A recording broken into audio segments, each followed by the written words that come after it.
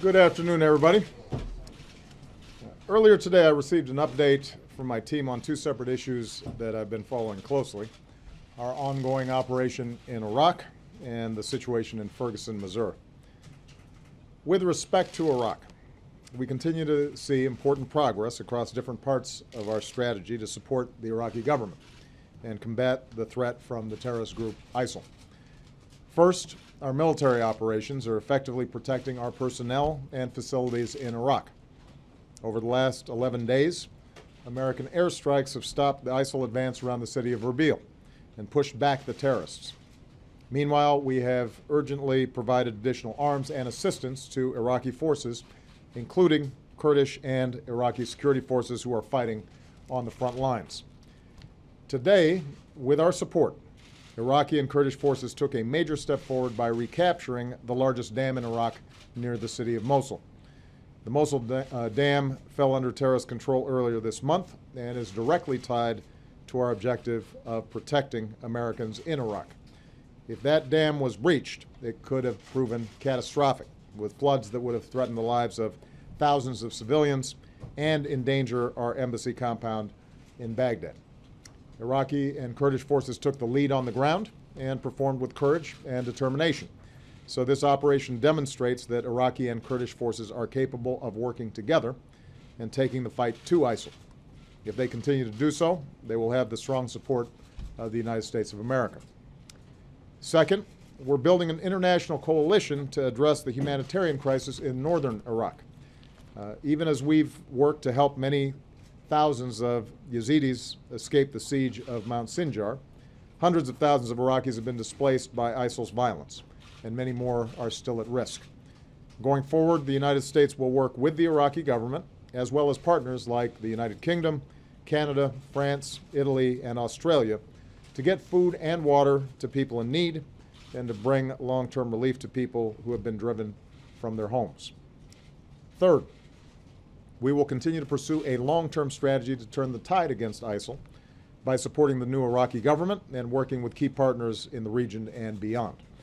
Over the last week, we saw historic progress as Iraqis named a new Prime Minister-designate, Haider al-Abadi, and Iraq's outgoing Prime Minister, Maliki, agreed to step down.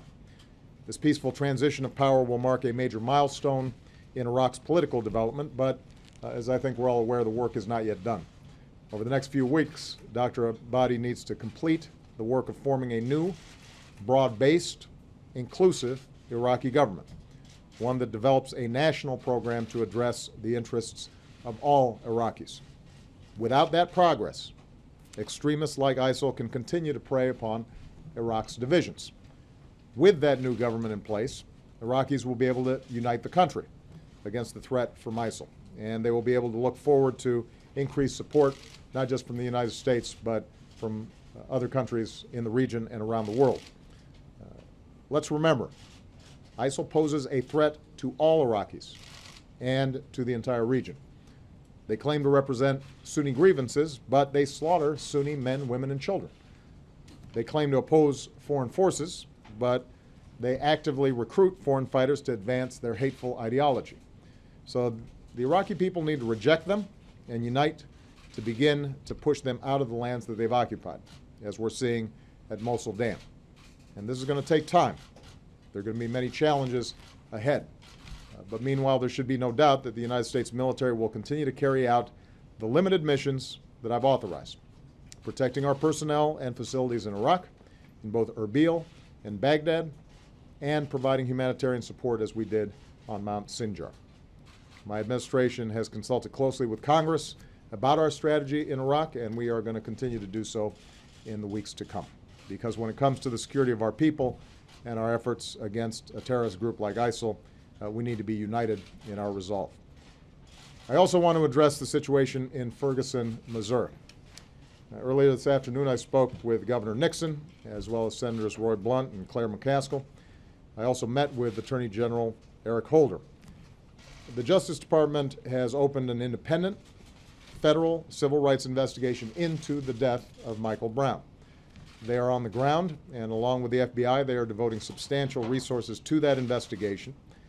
The Attorney General himself will be traveling to Ferguson on Wednesday to meet with the FBI agents and DOJ personnel conducting the federal criminal investigation, and he will receive an update from them on their progress.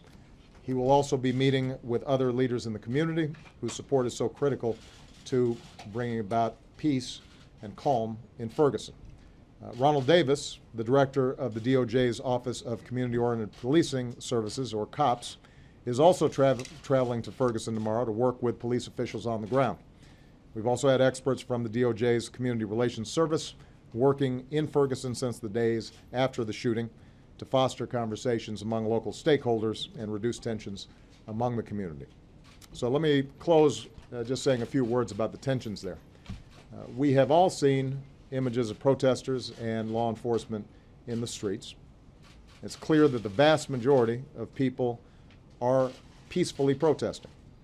What's also clear is that a small minority of individuals are not. While I understand the passions and the anger that arise over the death of Michael Brown, giving in to that anger by looting or carrying guns and even attacking the police only serves to raise tensions and stir chaos. It undermines rather than advancing justice. Let me also be clear that our constitutional rights to speak freely, to assemble, and to report in the press must be vigilantly safeguarded, especially in moments like these. There's no excuse for excessive force by police or any action that denies people the right to protest peacefully. Ours is a nation of laws for the citizens who live under them and for the citizens who enforce them. So to a community in Ferguson that is rightly hurting and looking for answers, let me call once again for us to seek some understanding rather than simply holler at each other. Let's seek to heal rather than to wound each other. As Americans, we've got to use this moment to seek out our shared humanity that's been laid bare by this moment.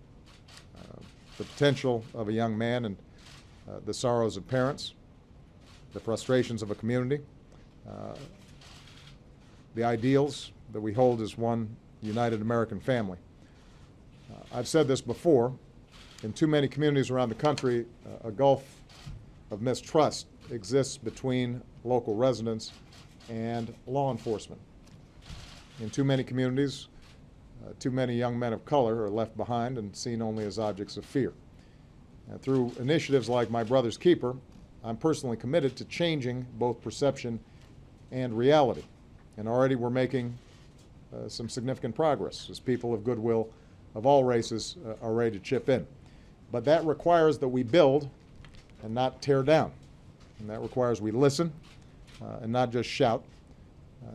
That's how we're going to move forward together, by trying to unite each other and understand each other and not simply divide ourselves from one another. We're going to have to hold tight to those values in the days ahead. That's how we bring about justice, and that's how we bring about peace.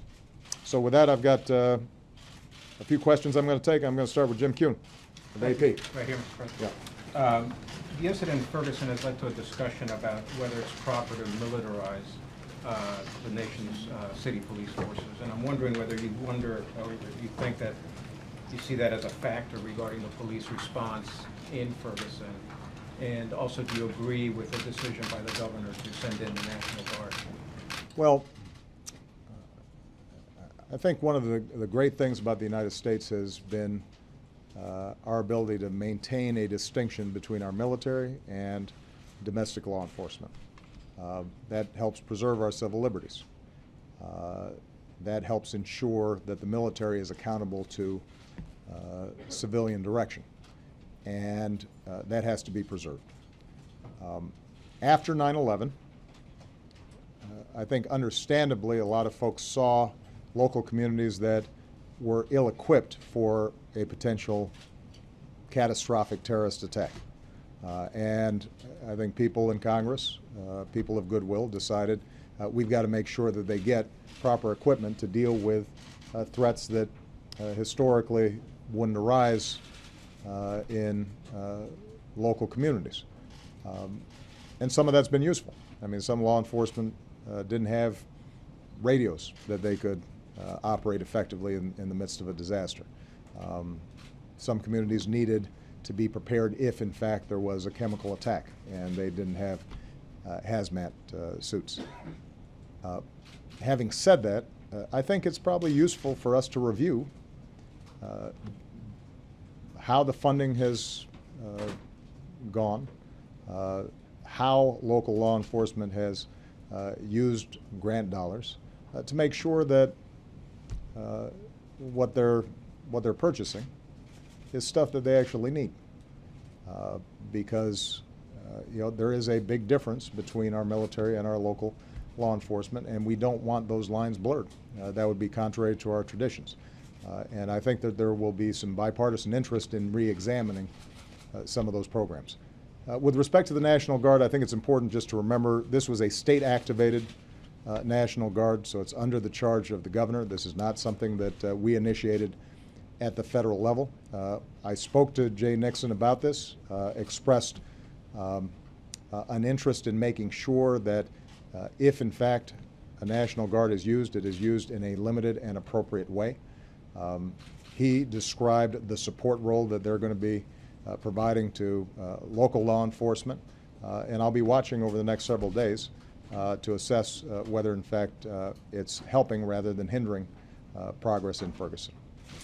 Steve Holland, Reuters. Thank you. How do you avoid mission creep in Iraq, and how long do you think it will take to contain ISIL? Well, I have been firm from the start that we are not reintroducing thousands of U.S. troops back on the ground to engage in combat. We're not the Iraqi military. We're not even the Iraqi Air Force.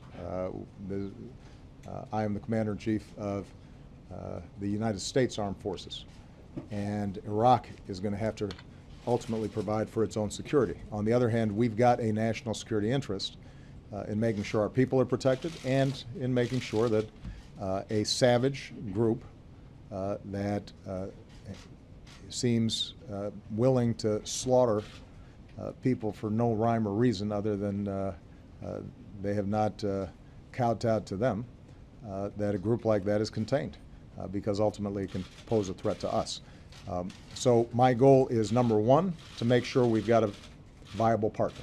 And that's why we have so consistently emphasized the need for a government formation process that is inclusive, that is credible, that is legitimate, and that can appeal to Sunnis as well as Shias and Kurds. We've made significant progress on that front, but we're not there yet. I told my national security team today, and I will say publicly, that we want to continue to communicate to politicians of all stripes in Iraq. Don't think that because we have engaged in airstrikes to protect our people, that now's the time to let the foot off the gas and return to the same kind of dysfunction that has so weakened the country generally. Dr. Abadi has said the right things. I was impressed in my conversation with him about his vision for an inclusive government, but they've got to get this done because the wolf's at the door, and in order for them to be credible with the Iraqi people, they're going to have to put behind some of the old practices and actually create a credible, united government. When we see a credible Iraqi government, we are then in a position to engage with planning, not just with the Iraqi government, but also with regional actors and folks beyond the Middle East, so that we can craft the kind of joint strategy, joint counterterrorism strategy that I discussed at West Point and I discussed several years ago at the National Defense College. Our goal is to have effective partners on the ground.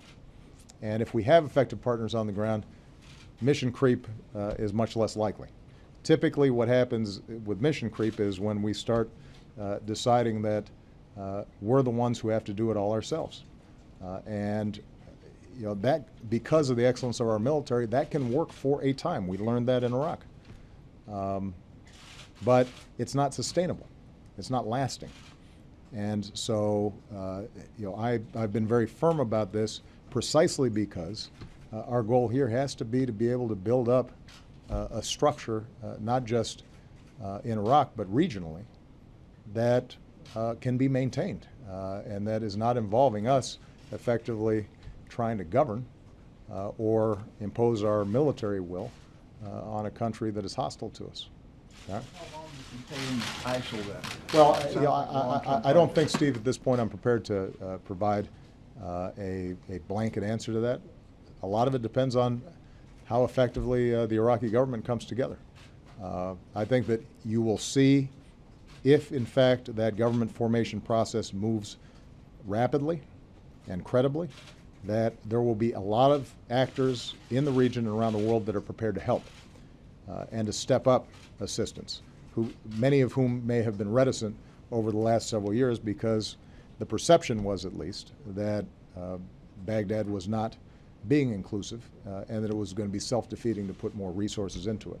I think you'll see a lot of folks step up. Suddenly now Iraq will have a variety of partners, and with more folks unified around the effort, I think it's something that can be accomplished. It also means that there's the prospect of Sunni tribes who are the primary residents of areas that ISIL now controls, saying we've got a viable option. And we would rather work with a central government that appears to understand our grievances and is prepared to meet them, rather than to deal with individuals who don't seem to have any values beyond death and destruction. I'm going to take the last question from somebody who, after 41 years, I understand has decided to retire. Ann Compton, everybody here knows, is not only the consummate professional, but is also just a pleasure to get to know. I was proud to be able to hug her grandbaby recently, and I suspect that may have something to do with her decision. But I just want to say publicly, Ann, we're going to miss you, and we're very, very proud of the extraordinary career and work that you've done, and we hope you're not a stranger around here. So, Ann Compton.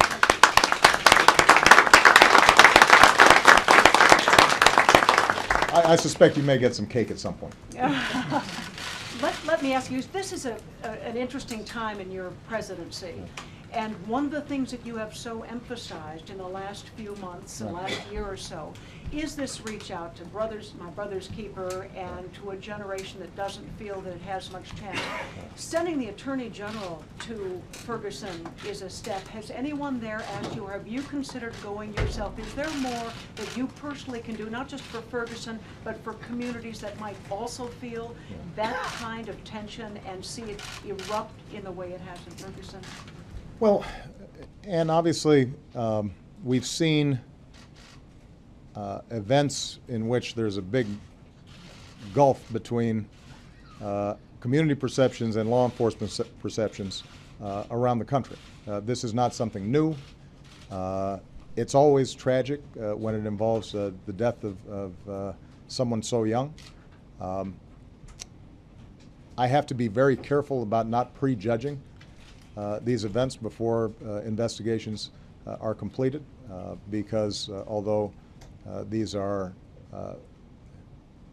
issues of local jurisdiction, the DOJ works for me, and when they're conducting an investigation, I've got to make sure that I don't look like I'm putting my thumb on the scales one way or the other. So it's hard for me to address a specific case beyond making sure that it's conducted in a way that isn't transparent, where there's accountability, where people can trust the process, hoping that as a consequence of a fair and just process, you end up with a fair and just outcome.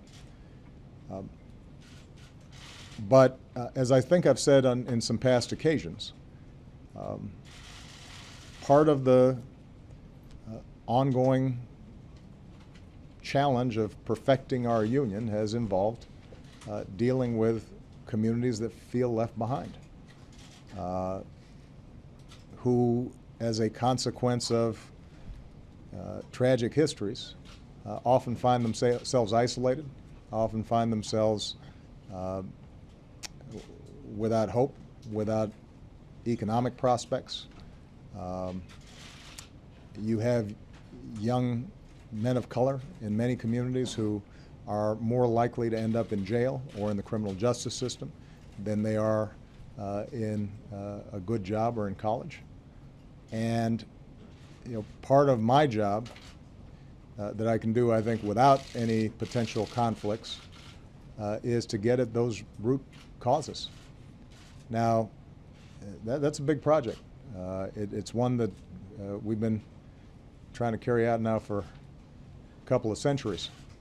And we've made extraordinary progress, but we have not made enough progress. And so the idea behind something like My Brother's Keeper is, can we work with cities and communities and clergy and parents and young people themselves all across the country, school superintendents, businesses, corporations, and can we find models that work, that move these young men on a better track? Now, part of that process is also looking at our criminal justice system to make sure that it is upholding the basic principle of everybody's equal before the law. And one of the things that we've looked at during the course of where we can make, during the course of investigating where we can make a difference, is that there are patterns that start early. Young African American and Hispanic boys tend to get suspended from school at much higher rates than other kids, even when they're in elementary school. They tend to have much more frequent interactions with the criminal justice system at an earlier age. Sentencing may be different. How trials are conducted may be different. And so one of the things that we've done is to include Department of Justice in this conversation under the banner of My Brother's Keeper, to see where can we start working with local communities to inculcate more trust, more confidence in the criminal justice system. And I want to be clear about this because sometimes I think there's confusion around these issues, and this dates back for decades. There are young black men that commit crime, and we can argue about why that happened, because of the poverty they were born into, or the lack of opportunity, or school systems that failed them, or what have you. But if they commit a crime, then they need to be prosecuted because every community has an interest in public safety. And if you go into the African American community or the Latino community, some of the folks who are most intent on making sure that criminals are dealt with are people who've been preyed upon by them. So this is not an argument that there isn't real crime out there and that law enforcement doesn't have a difficult job, and that they have to be honored and respected for the danger and difficulty of law enforcement. But what is also true is that, given the history of this country, where we can make progress in building up more confidence, more trust, making sure that our criminal justice system is acutely aware of the possibilities of disparities in treatment. There are safeguards in place to avoid those disparities, where training and assistance is provided to local law enforcement who may just need more information in order to avoid potential disparity. All those things can make a difference. One of the things I was most proud of when I was in the state legislature, way back when I had no gray hair and none of you could pronounce my name, was I passed legislation requiring videotaping of interrogations and confessions, and I passed legislation dealing with racial profiling in Illinois. And in both cases, we worked with local law enforcement, and the argument was that you can do a better job as a law enforcement official if you have built up credibility and trust. And there's some basic things that can be done to promote that kind of trust. And in some cases, it was just a lack of information. And we want to make sure that we get that information to law enforcement. So there are things that can be done to improve the situation. But short term, obviously, right now, what we have to do is to make sure that the cause of justice and fair administration of the law is being brought to bear in Ferguson. In order to do that, we've got to make sure that we are able to distinguish between peaceful protesters who may have some legitimate grievances and maybe long-standing grievances, and those who are using this tragic death as an excuse to engage in criminal behavior and tossing Molotov cocktails or looting stores. And that is a small minority of folks, and it may not even be residents of Ferguson, but they are damaging the cause. They're not advancing it. All right? Thank you very much, everybody. Thank you.